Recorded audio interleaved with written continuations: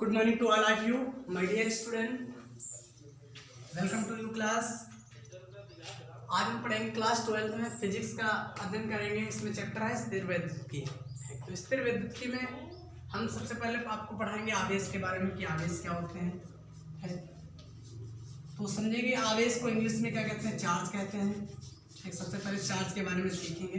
ठीक, तो आवेश होता क्या है, क्या हुआ 600 ईसा पूर्व। एक यूनान के दार्शनिक थे,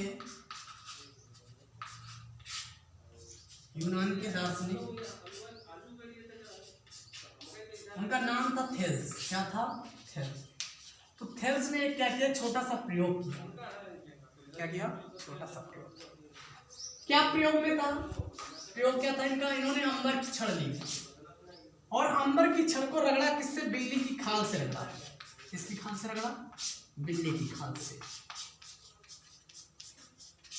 जब बिल्ली की खाल से रगड़ा तो पाया क्या, इन्होंने देखा क्या कि ऐसे जब उसको कागज के छोटे छोटे टुकड़े ले लिए, कागज के छोटे छोटे टुकड़े ले लिए और कागज के छोटे छोटे टुकड़ों को क्या करते हैं, ठीक जब इन्होंने देखा किसके पास लाए, कागज के टुकड़ों के पास लाए, तो वो कागज के जो टुकड़े थे वो क्या हो रहे थे, अंबर की छड़ से चिपके जा रहे थे। ठीक, मतलब आकर्षित हो रहे थे, उसकी ओर आकर्षित हो रहे थे। तो इसी गुण को क्या कहते हैं, इसी को इन्होंने बताया ये क्या है, आवेश है। क्या है? आवेश है। ठीक, आप देख भी सकते हैं, ऐसे प्रयोग आज भी कर सकते हैं। ठीक, आवेश क्या होता है, आप क्या करें, ऐसे आप सूखी कागज ले लें और अपने बालों को क्या करें, बालों में किसी पेन या किसी छड़ को क्या करें, रगड़ें। ठीक, और फिर उसके बाद कागज के टुकड़ों के पास लाए तो पाएंगे क्या, ठीक जो कागज के टुकड़े हैं ऐसे छड़ जो है वो कागज के टुकड़ों को क्या करेगी, आकर्षित करेगी। तो यही गुण क्या कहलाता है, आवेश कहलाता है। इसी को क्या कहते हैं, आवेश कहते हैं। ठीक, तो परिभाषा यही से निकलती है, आवेश किसी वस्तु का वह गुण होता है जो एक अन्य वस्तुओं को अपनी ओर क्या करता है, आकर्षित ऐसे करता है या प्रतिकर्षित करता है। इसी को क्या कहते हैं, आवेश कहते हैं, विद्युत आवेश कहते हैं। ठीक, कह सकते हैं आवेश किसी वस्तु का वह गुण होता है, ठीक जो क्या करता है, ऐसे जो किसी अन्य दूसरी वस्तु को अपनी ओर आकर्षित या प्रतिकर्षित करता है। तो इसी को क्या कहते हैं, विद्युत आवेश कहते हैं। इनके बाद वैज्ञानिक थे डॉक्टर गिलबर्ट। डॉक्टर गिलबर्ट जो थे इन्होंने भी प्रयोग किया। गिलबर्ट ने क्या पाया, इन्होंने दो छड़े ली। ठीक, एक ले ली कांच की छड़, ठीक, और एक ले ली अनादोष की छड़। ठीक, इन्होंने कांच की छड़ को क्या किया, जो कांच की छड़ थी उसको इन्होंने किससे रगड़ा, रेशम से रगड़ दिया। और जो अनाबूस की छड़ थी उसको कैसे रगड़ दिया इन्होंने, बिल्ली की खाल से रगड़ा। ठीक, अनाबूस की जो छड़ थी इसको रगड़ा बिल्ली की खाल से। देखो दो वस्तुएं हो गई। ठीक, रगड़ा और दोनों छड़ों को क्या किया, स्वतंत्र अवस्था में लाकर ठीक एक दूसरे के पास ले आए। एक दूसरे के पास क्या कर दिया, रख दिया। तो देखा क्या, इन्होंने पाया क्या, ठीक दोनों जो वस्तु ऐसे छड़े थी वो एक दूसरे को क्या कर रही थी, आकर्षित कर रही थी। इसी से उन्होंने क्या, ठीक इसी से उन्होंने किसकी खोज कर ली, आवेश की खोज कर ली। अब आवेश को बताया कि आवेश, ये किसने बताया कि आवेश दो प्रकार का होता है। कौन कौन से होते हैं, धनावेश होता है और ऋणावेश होता है। ठीक, धनावेश और ऋणावेश आवेश ऐसे कैसे अलग अलग पाया, कैसे खोज की गई, धनावेश व ऋणावेश ये दो प्रकार का होता है। तो इसके बारे में वैज्ञानिक बेंजामिन फ्रैंकलिन ने बताया। किसने बताया? Benjamin Franklin.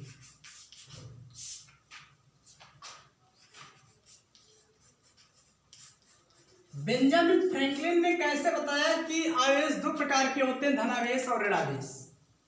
जब इन्होंने देखा क्या, एक कांच की छड़ ली, ठीक दो कांच की छड़ें ले ली। क्या ले ली? दो कांच की छड़, और दोनों कांच की छड़ों को इन्होंने क्या कर दिया, रेशम से रगड़ दिया। दोनों कांच की छड़ ली, ये भी कांच की थी और दूसरी भी क्या थी, कांच की छड़ थी। और दोनों कांच की छड़ों को लेकर क्या किया, रेशम से रगड़ दिया। किससे? रेशम से।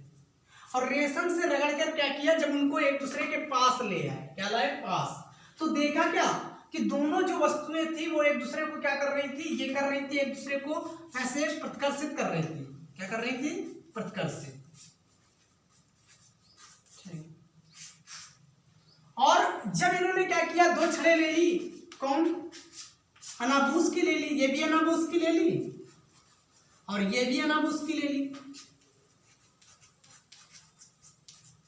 अनाबूस की ले ली। और दोनों छड़ों को इनको रगड़ दिया, किससे? बिल्ली की खाल से रगड़ दिया। अब भैया बिल्ली की खाल से जब रगड़ दिया और उनको क्या करें, ऐसे इनको दोनों को एक पास में लाए, ठीक, तो पाया क्या, ये भी क्या कर रही थी, एक दूसरे को प्रतिकर्षित कर रही थी, प्रतिकर्षित कर रही थी। लेकिन फिर तब यहां से प्रतिकर्षित कर रही थी, लेकिन क्या किया, जब एक कांच की छड़ को लाए और एक अनाबूस की छड़ को लाए और कांच की छड़ को रेशम से रगड़ा और अनाबूस की छड़ को बिल्ली की खाल से रगड़ा, और जब दोनों छड़ों को क्या कहे, ऐसे पास में लाए, तो देखा क्या, पाया क्या कि दोनों छड़ें क्या कर रही थी, एक दूसरे को अट्रैक्टिव कर रही थी, आकर्षित कर रही थी। तो इससे इन्होंने पता लगाया कि इसके मतलब कि आवेश जो होता है वो दो प्रकार का होता है, ठीक। इस पर जो कांच की छड़ को हम रगड़ते हैं तो इस पर क्या आता है, धनावेश आता है, ठीक। और जब अनाबूस की छड़ से रगड़ते हैं तो इस पर क्या आता है, ऋणावेश आता है, ठीक। तो यहाँ से कांच की छड़ पर उपस्थित आवेश को धनावेश कहते हैं और इस पर उपस्थित यहाँ से आवेश को क्या कहते हैं, ऋणावेश से कहते हैं। तो इस आधार पर इन्होंने बताया कि आवेश होते हैं, दो प्रकार के होते हैं, कौन कौन से, धनावेश और ऋणावेश, ठीक। तो धनावेश और ऋणावेश की थ्योरी किसने दी थी, ठीक, ऐसे किसने बताया था, बेंजामिन फ्रैंकलिन ने बताया था।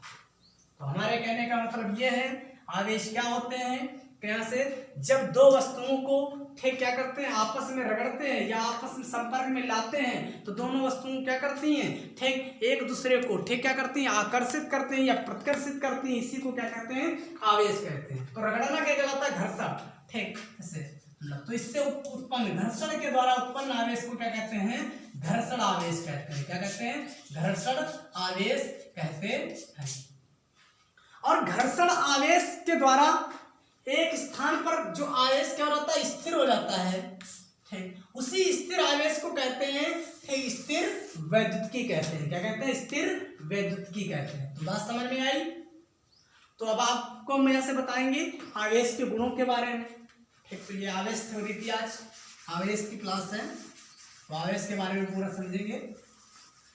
फिर इन्होंने क्या देखा, बताया आवेश के गुण के बारे में। आवेश के गुण क्या होते हैं, तो आवेश के क्या है, बहुत सारे गुण, निम्न गुण है, ठीक। नंबर 1, बेंजामिन फ्रैंकलिन के अनुसार आवेश जो होते हैं मुख्यतः दो प्रकार के होते हैं, कौन कौन, धनावेश और ऋणावेश, ठीक। पहला गुण क्या था कि अगर हम समान आवेश, प्लस प्लस, पॉजिटिव पॉजिटिव या फिर नेगेटिव नेगेटिव, ठीक, कोई एक दूसरे के पास लाएंगे तो ये एक दूसरे को क्या करेंगे, अट्रैक्टिव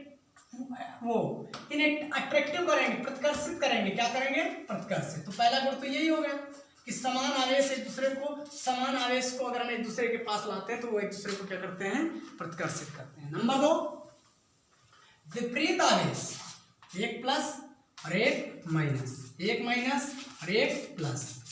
जो विपरीत आवेश होते हैं ये एक दूसरे को क्या करते हैं, आकर्षित करते हैं। क्या करते हैं, आकर्षित करते हैं। तो मेरे कहने का मतलब ये है, ठीक, ऐसे समान आवेश एक दूसरे को प्रतिकर्षित करते हैं जबकि विपरीत आवेश एक दूसरे को आकर्षित करते हैं। ये हो गए ऐसे आवेश के गुण। क्या हो गए, आवेश के गुण। अगला इन्होंने दिया क्वांटीकरण प्रतिबंध। क्वांटीकरण प्रतिबंध, देखो क्वांटीकरण प्रतिबंध क्या था, क्वांटीकरण थ्योरी।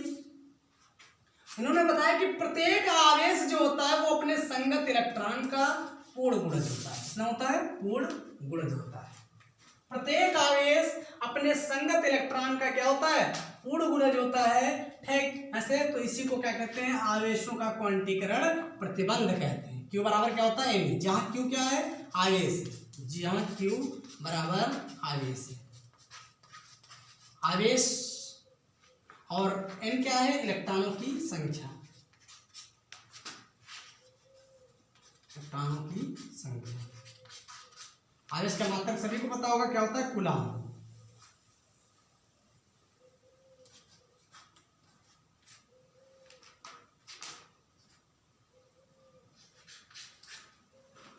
ये क्या है, इलेक्ट्रॉन पर आवेश।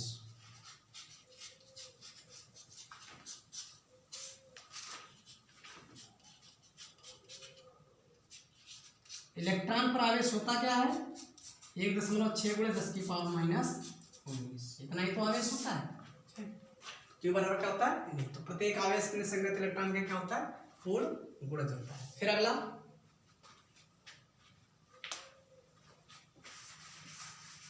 इन्होंने बताया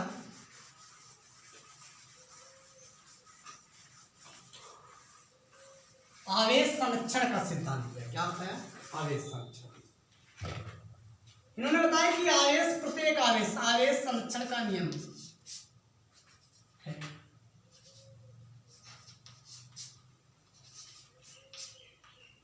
प्रिंसिपल ऑफ चार्ज कंजर्वेशन, ठीक, आवेश संरक्षण का नियम।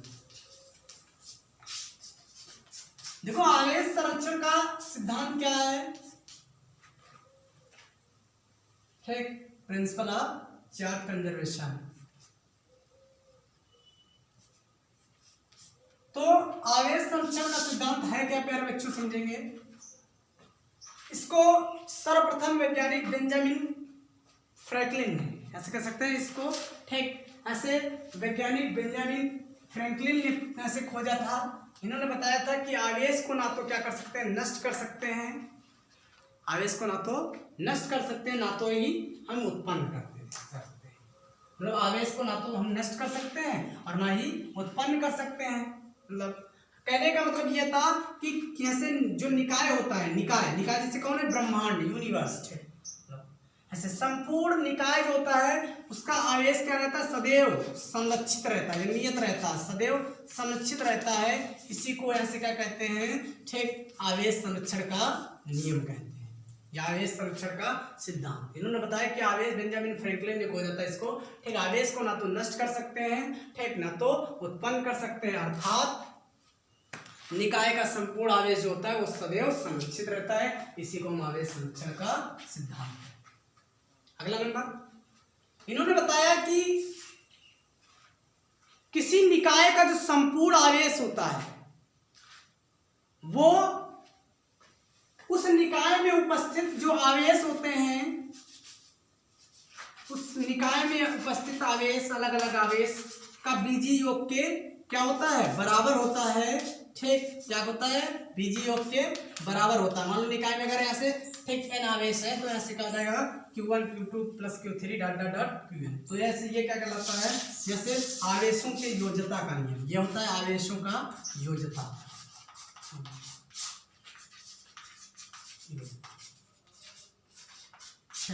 तो हमने बताया कि किसी निकाय का जो संपूर्ण आवेश होता है, कुल आवेश होता है, ठीक, उस निकाय में उपस्थित, ठीक, जो n में से आवेश होते हैं उनके बीजगणितीय योग के बराबर होता है। इसी को क्या कहते हैं, आवेश के योज्यता का नियम कहते हैं। तो ये थी आवेश की थ्योरी। पूरे हमने आवेश के बारे में बताया, स्थिर वैद्युतिकी के बारे में बताया, आवेश कितने प्रकार का होता है, ये सब चीजें आपको आज की क्लास में बताई। तो आज की क्लास को हम यहीं पर वाइंड अप करते हैं। आपको अगले वीडियो में बताएंगे, आगे बढ़ेंगे, इस टॉपिक को आगे ऐसे आगे तक ले जाएंगे। तो धन्यवाद मेरे प्यारे बच्चों।